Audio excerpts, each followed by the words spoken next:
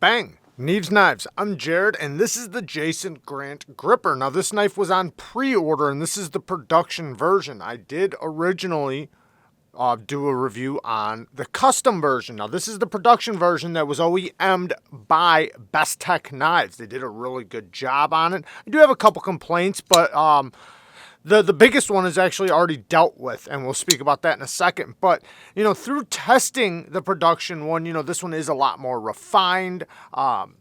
It's not so rough around the edges as a hand-done one, so I was happy to see that. Well, but it's obvious, though, being done by an OEM rather than a handmade one. Now, the action is really good. You have multiple forms of deployment. You have a flipper tab with really good jimping on the flipper. Detent works really good. You do have to light switch it. You don't want to push button it because the top flipper will come around and hit you. So you have to pull straight down. And in that case, it does work really good. Access to the lock bar is pretty good. They did give you a little bit of a relief here. So you have something to push on. So you don't have to wedge your hand around the front. You can actually come from the side. Now, when you disengage it, the action on the drop, very smooth, not false shut, but very, very smooth. It is on ceramic caged bearings. Now, the front flipper, one of my complaints, the jimping. Now, it does work. You can just basically, use it like any front flipper and just push against it. Now, it doesn't grab you back. That's my complaint. Because with the right jimping, the jimping that goes around the front flipper, that's finer jimping, does. That will basically hang on to your thumb as you drag it across. In this case, you got to make sure you put pressure and push, but it works great. It's not that it doesn't work great. It's just I prefer, and in many cases think it's a must, to have a specific kind of jimping on front flippers. The jimping that, is finer jimping. Usually it's done by wire EDM, but it doesn't have to be. But as long as it's finer jimping and it's grippy, it'll work good. Now, I do think that's something he is changing. I'm not 100%, but I did hear him talking about it. So just right here might be the finer jimping. If he doesn't, it works fine. Now, the hole deployment. You do have the fuller that runs down the blade as well. So you have a fuller and the hole deployment. Hole deployment, plenty big, plenty of access, works great.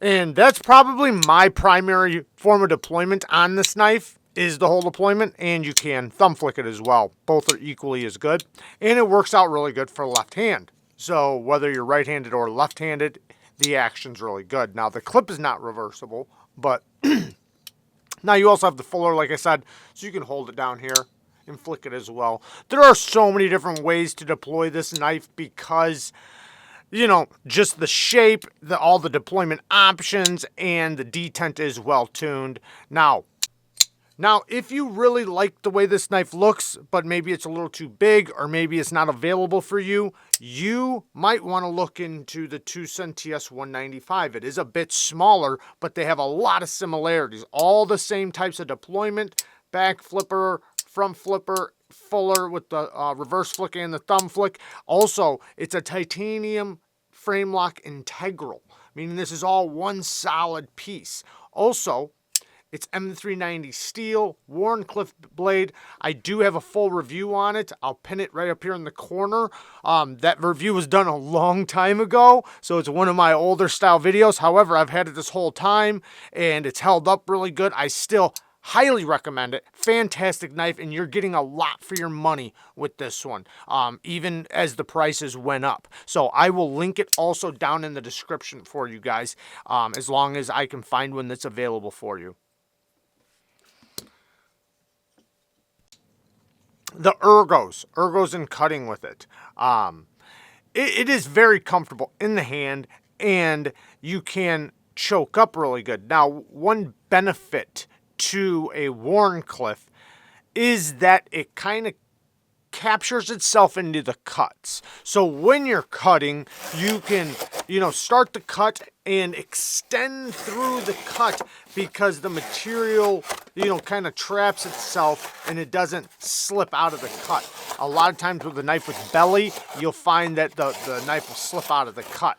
Now with this, it keeps the cut really good. So even when you're at the farthest extension of your arm, you can actually rotate your wrist forward and finish your cut and get even a few more inches of cut, which is really nice. And the blade grind passes through materials really, really good. It's nice and thin behind the edge. It is a hollow grind.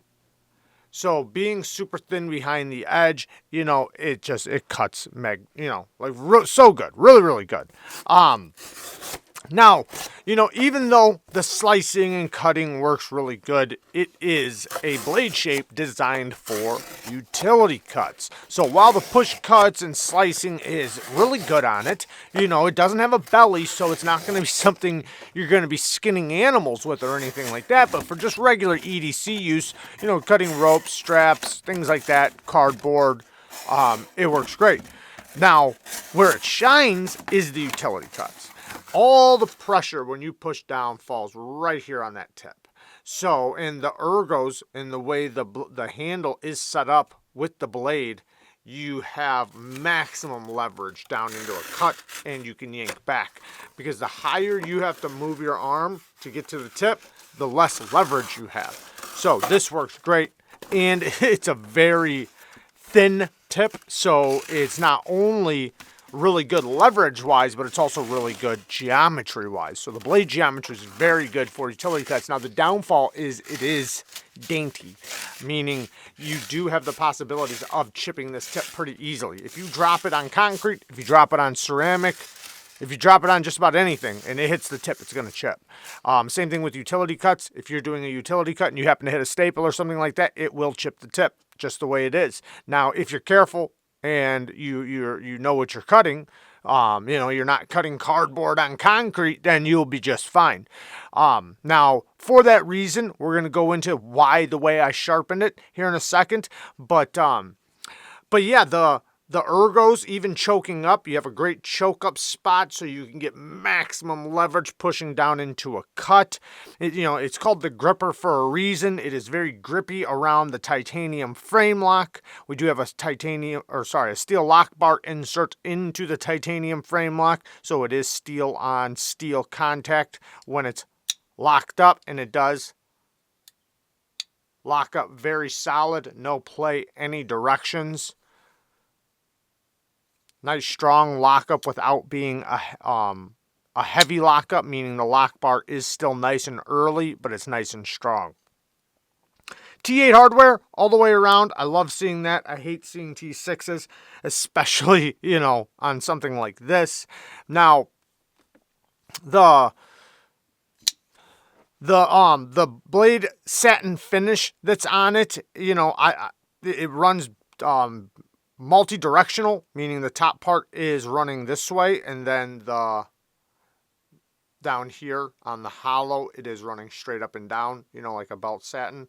So I'm not sure if he's going to have different options with stonewash or anything like that, but I do know he has a coated version as well. Now, if you did not get on the pre-order, you might have possibilities of getting some when they drop, because I know these are, I think they've dropped. I think they're probably on the way to their own, or maybe not yet. But either way, once they do drop, there might be some extras available. Now, next thing, let's talk about the sharpening. So I wanted to sharpen it up. I've tested Bestex M390 multiple times, but it really wasn't about that. It was more about the geometry, the grind, things like that. The grind was pretty even. I did record my sharpening, but I wound up deleting it. But I do have a short. If you click right here, if you want to see any of the sharpening, I talk about sharpening a flat blade shape like a Wharncliffe. Now, I had all the sharpening recorded, but I deleted it because I had it in my phone. I record that stuff on a different device, and it's gone. So there's nothing I can do about that. But if you want to see a little bit of sharpening of it, you can click on that link that I put up in the corner. Now, Wharncliffes though, it's a straight edge, so you have to be careful when sharpening if you're doing it freehand, not to rock your blade.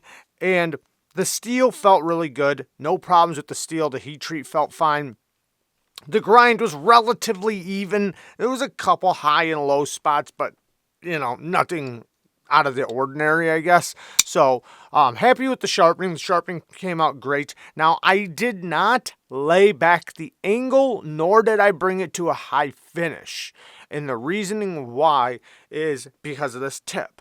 So it's a nice thin grind, right? And it's acute this way. So the way the geometry goes, it goes really thin right here. And moving up the blade, it's still nice and thin because it's a hollow grind. So with the hollow grind being thinner as you move up the blade and it extending this way, if I lay back the angle, this tip will be even more fragile. I did not want to chip the tip. I did not want it to be a fragile tip. So I left the angle right around, I think it was between like 18 and 20 degrees per side. And I left it with a medium grit edge, I didn't refine it to a polished edge or anything like that. And I also think that doing that too, it can help when you're passing through materials. The teeth from the medium grit edge being a little more aggressive helps it stay into the cut even better than it would if it had a polished edge, where after you keep using it, it can tend to get a little slicker, right? So this makes sure it has bite, throughout the edge's life, and I can always just keep stropping it back. Now, some of my complaints. The biggest complaint, let's go with the biggest one first, the clip. But it really doesn't matter because he's switching it. So that is something that he plans on switching. But the clip, I really didn't carry it, to be honest. It just does not go in my pockets very well. It's not something I can pull out of my pocket very well. So I didn't want it tearing up my pants or anything like that. And I didn't want the frustrations of it, affecting my review. Because those type of things, it can really frustrate you about a knife. So I just didn't carry it. I used it around the house, carried it around the house and things like that, which did make it, take a little bit longer to review. But either way, it's getting switched. So it really doesn't matter. So I think he's planning on putting a clip similar to the QSP Penguin clip, which is a really nice clip. The titanium version, a titanium milled pocket clip, which I think will be great. And then I'm not sure if he's planning on doing a landing zone or not, but that could be something he's thinking about. Other than that, the only real other complaint, like mechanically wise or fit finish wise, is the jimping, which I do think he's planning on changing. I don't like this type of jimping. It works just fine. Now, doing the little tricks like this, it is a bit broad to do it fast and comfortably. And I mean broad this way, moving my finger like this. You're really spreading your fingers out to get to that type of action, but you can still do it if you have large hands. Other than that, really, there's no real complaints because he seems like he's dealing with everything that I can think of. It's a solid knife. The one thing I complained about with the custom was that it felt like the blade was a little short this way compared to the handle, and it felt a little awkward. But he did change that with this choil, and he, made it a little bit broader. So that did help with how I felt with it, and that was just because of the way the handle is with the blade, like sometimes you can get an unbalanced feeling, if that makes sense. And I had that with the custom. This one I don't have that so much with. Maybe a little bit, but not like the other one. So, and the one other real thing is this right here. It does make you spread your fingers quite a bit. So when you're up in a push cut, you do have to kind of spread your finger out right there. It's not that big of a deal. Not really a complaint. It's just kind of, it is what it is. And, you get used to it pretty quick. It does have a little tiny bit of a sway back feel because this is so straight. Now, having a straight back design is great in so many ways, but it also can be a hindrance in some ways. Like when you're gripping in a certain grip, you can kind of feel this part like as if you want it to kind of angle this way a little bit, and kind of round down. But this one goes perfectly straight. So you can definitely feel that in your cuts, depending on how you're manipulating the knife. But it's not something that hinders you from really, being effective or anything. It's just something you notice. Other than that, it's a badass knife. It really is. Awesome knife. Looks awesome. In my opinion, it's kind of going for a self-defense EDC, not tactical. Tactical is more for, because I've heard people say, tactical about this knife. Not tactical. For sure not tactical. Because tactical knives have to do with you being able to use it in the field, jungle, urban environments, things like that. You cannot use this like that.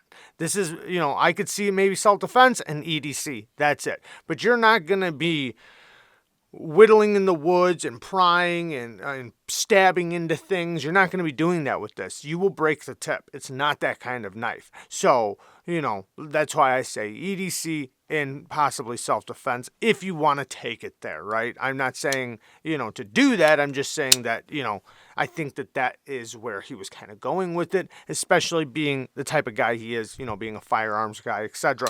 And this is a knife that looks really good next to a firearm. That's all I got to say. Yeah, definitely a good looking knife. And he did a great job on the design. Bestech did a great job on the OEM. The little things that I have to complain about, I do believe he's changing most of them. And I'm going to link as much as I can down in the description so you can possibly get a hold of them to see if there's going to be any left after the pre-orders if you do want to get one. If you didn't get on the pre-order already, hopefully you can possibly get in on some extras that are going to be available. Maybe, maybe not. I don't know. But I'm sure there might be even some on the secondary market as we move forward. You know how things go. So there you guys go. Love you guys. Thank you guys for watching. Peace.